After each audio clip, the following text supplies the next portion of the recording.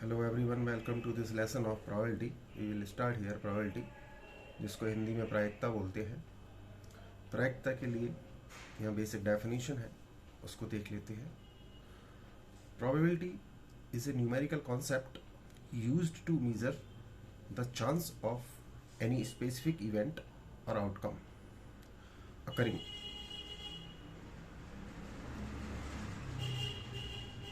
Numerical concept used to measure the chance of any specific event or outcome occurring। घटना के घटित होने की संभावनाओं के ऊपर यहाँ पर वो वर्क करते हैं। अगर if the value of the probability ranges from 0 to 1, here this is the concept to understand probability की जो वैल्यू होगी उसकी रेंज 0 से बड़ी और 1 से छोटी होगी। कभी भी प्रोबेबिलिटी 1 से ज़्यादा नहीं हो सकती। इसको अभी आगे डिस्कस करेंगे। If the value of the probability is closer to 1, we can assume it has a high probability to occur. उस घटना के घटित होने की संभावना ज़्यादा होगी जिसकी प्रोबेबिलिटी 1 या 1 के बराबर हो। If the value of is near or closer to 0, that means it has a high probability to disappear। उस घटना के जिसकी संभावना 0 के बराबर हो, 0 के लगभग हो, उसको कह सकते हैं कि उसकी घटित होने की संभावना न के बराबर है। तो यह संभावनाओं के ऊपर विचार करेंगे। अब यहाँ पर 2 different processes are use to find probabilities. Probability को फाइंड आउट करने के 2 तरीके हैं। पहला उनमें है एक्सपेरिमेंटल और एम्पिरिकल प्रोबेबिलिटी। एम्पिरिकल प्रोबेबिलिटी या एक्सपेरिमेंट से, और दूसरा है थ्योरेटिकल प्रोबेबिलिटीज। एम्पिरिकल और थ्योरेटिकल प्रोबेबिलिटीज ये हम यहाँ पर वर्क करेंगे। इनको कैसे फाइंड आउट करते हैं। Empirical probability, this probability is the process of estimating the probability of any experimenting। We consider a coin toss। अगर हम एक सिक्के को उछालते हैं, एक्सपेरिमेंट करते हैं, if we consider a coin toss event, we get only 2 outcomes, head or tail। if we throw a coin, अगर हम एक सिक्के को ऊपर उछालते हैं तो उसके हेड और टेल आने की प्रोबेबिलिटी है। अब want to find the probability of getting head. अगर हम हेड को फाइंड आउट करने की प्रोबेबिलिटी फाइंड आउट करना चाहते हैं और हमने अगर सिक्के को 100 बार उछाला और 51 टाइम्स सपोज हेड आई, तो हेड आने की प्रोबेबिलिटी 51/100 हो जाएगा। This is experimental probability. अगर हमने सिक्के को 100 बार उछाला और हेड 51 बार आई तो उसकी प्रोबेबिलिटी होगी 51/100। अगर सिक्के को 200 बार उछाला और फिर भी 51 हेड आए तो उसकी प्रोबेबिलिटी भी 51/200 होगी। इस तरह से ये एक्सपेरिमेंट हमने करके देखा। अगर हम कोई प्रोडक्ट लॉन्च करते हैं, 100 लोग हमने रैंडमली सिलेक्ट किए और उन्होंने फर्स्ट प्रोडक्ट को चूज किया। 81 लोगों ने 100 में से फर्स्ट प्रोडक्ट को चूज किया, सेलेक्ट किया, तो empirical probability of first product होगी 81/100। अगर हमने 100 लोग किसी प्रोडक्ट के लिए सेलेक्ट किए, उनमें से 81 लोगों ने 81 लोगों ने फर्स्ट प्रोडक्ट को चूज किया, तो फर्स्ट प्रोडक्ट की जो एम्पिरिकल प्रोबेबिलिटी है, एक्सपेरिमेंटल प्रोबेबिलिटी है, 81/100 होगी।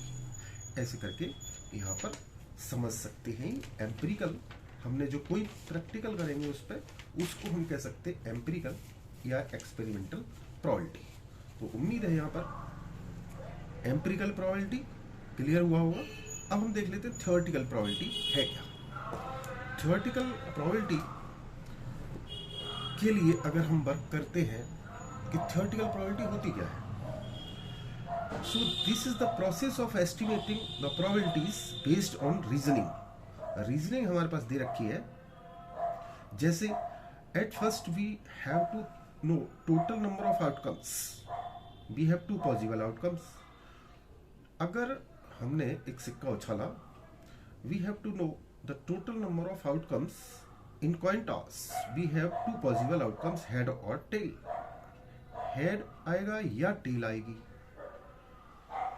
So the theoretical probabilities equals to, क्योंकि हेड और टेल आएगा उसमें से एक ही आएगा, दोनों एक साथ नहीं अगर हो सकते।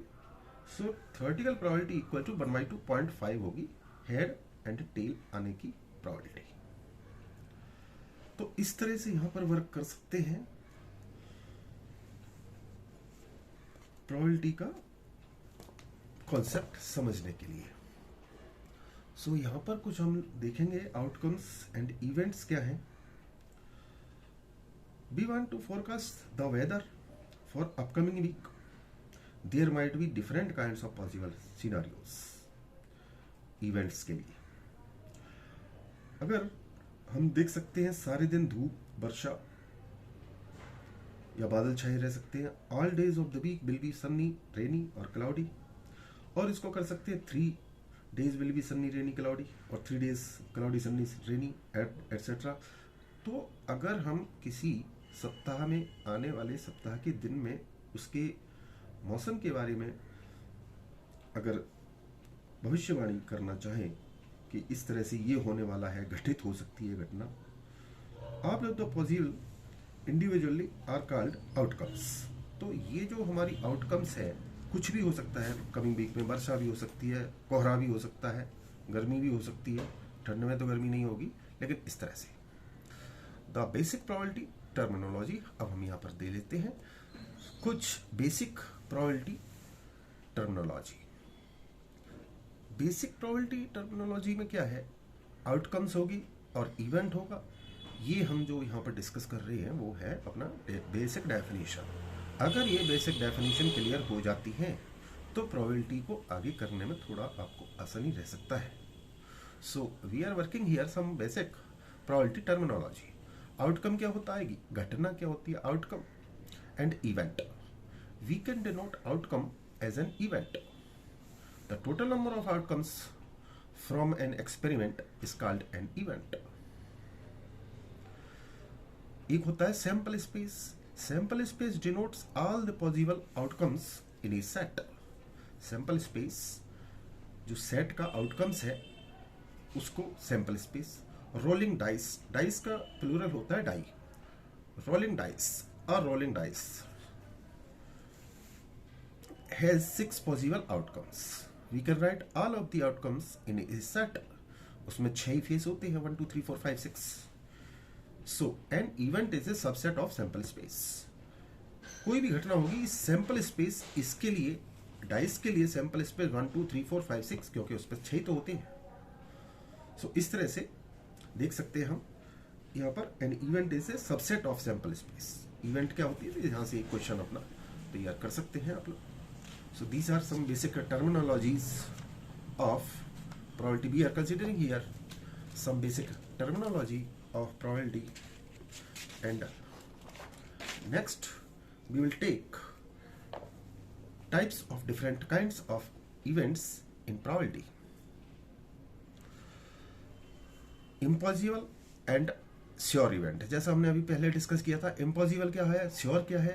अगर प्रोबेबिलिटी 0 के बराबर आ रही है, 0 के लगभग आ रही है तो वो इम्पॉसिबल हो जाएगी, और अगर प्रोबेबिलिटी 1 आ रही है तो वो श्योर कहेंगे उसको। तो इस तरह से इम्पॉसिबल और sure.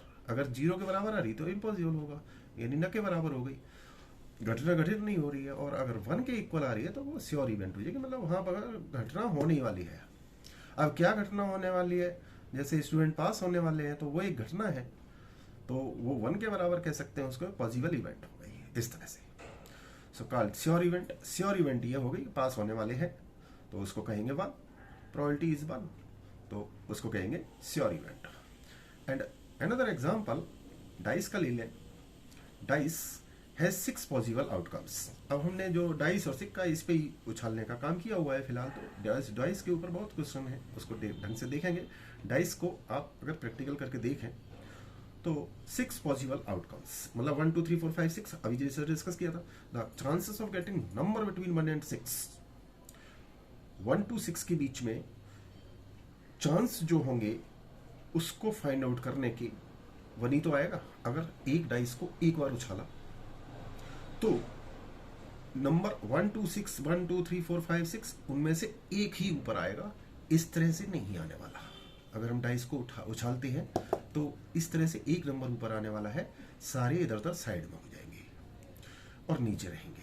So it is sure event for this experiment, but the possible outcomes of getting a number is greater than 6। अगर हम बात करें कि 6 से ज्यादा नंबर आने की प्रोबेबिलिटी क्या है, तो 6 से ज्यादा उसका होता ही नहीं है, तो उसकी 0 हो जाएगी, तो उसको कहेंगे इम्पॉसिबल इवेंट। यानी 6 फेस वाली चीज पर 7 कहां से आ सकती है, 6 से ज्यादा कहां से आ सकती है, सो उसकी प्रोबेबिलिटी 0 होगी, तो उसको कहेंगे इम्पॉसिबल इवेंट। यानी 6 से ज्यादा तो उसमें आ ही नहीं सकती, 6 तक आने की पॉसिबल 1 है, तो इस तरह से। अब सिंपल इवेंट क्या होती है? The event with only one possible outcome is called a simple event. Simple event वो होती है जिसमें केवल वन पॉसिबल आउटकम होगी। This event has only one possible outcome, S equal to 11 लिखी है हमने सेट के अंदर। This event has only one possible outcome, so it is a simple event. ये सिंपल साधारण घटना है। साधारण घटना सिंपल इवेंट, उसको बोलेंगे साधारण घटना। अब इसी तरह से देख लेते हैं कंपाउंड इवेंट क्या होता है। The event with more than one possible outcome is known as compound event. Compound event जिसमें एक से ज्यादा पॉसिबल आउटकम हो, यहाँ पे 11 12 14 है, तो event has 3 possible outcome, so this is compound event. तो यहाँ पर क्लियर हुआ होगा सिंपल इवेंट क्या है जिसमें एक हो, यहाँ पर क्लियर हुआ होगा कंपाउंड इवेंट क्या है जिसमें एक से ज्यादा पॉसिबल आउटकम्स हो। तो यहाँ पर हम लोग डिस्कस कर रहे हैं प्रोबेबिलिटी का बेसिक।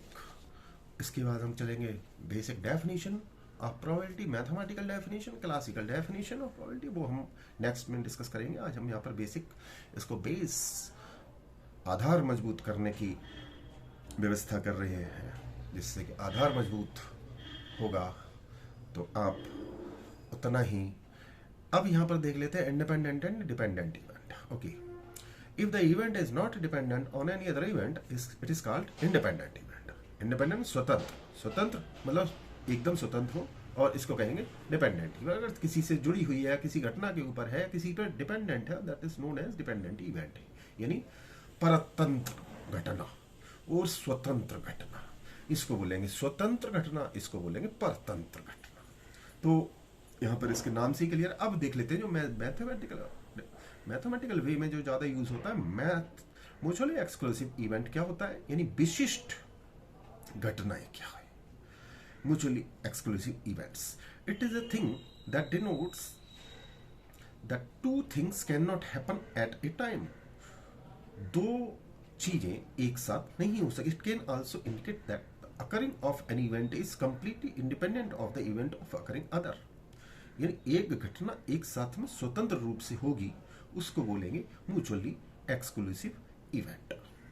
थ्रोइंग ए कॉइन, अगर हमने एक सिक्का उछाला, फ्लिपिंग ए कॉइन और throwing a coin.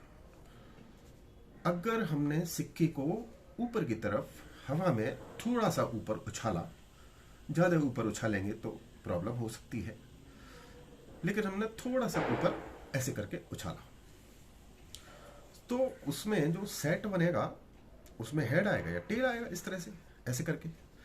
These two events are totally different.